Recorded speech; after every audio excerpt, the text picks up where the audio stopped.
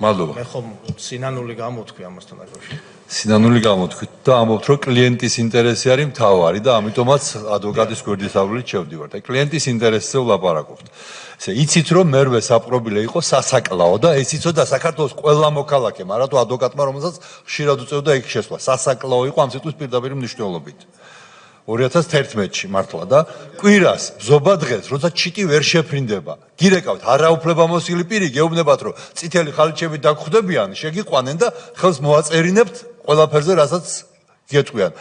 რა ეჭვი არ გაგიჩნდათ კლიენტის ინტერესი სად დაინახეთ? გულწრფელი ხართ, როცა ამბობთ კლიენტის ინტერესზე თუ შეკრული იყავით მხარესთან, იმ მხარის ინტერესებს ასრულებდით, რომელიც აძალებდა იმას ქონების დათმობას. ვერ მიხვდით ამას?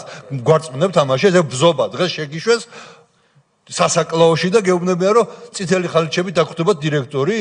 ამას გვიმტკიცებთ ახლა თქვენ? მე უბრალოდ ვამბობ, რომ ჩემ წარმოდგენაში კლიენტის თქვენ წარმოდგენაში არაუფლებამოსილი პირი გეუბნებათ, რომ შეგიშვებენ ბზობა დღეს.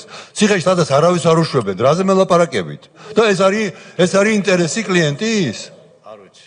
პირველად გავიგე მაშინ უდესიანის გვარი, იმ დღეს როცა გავიცანი.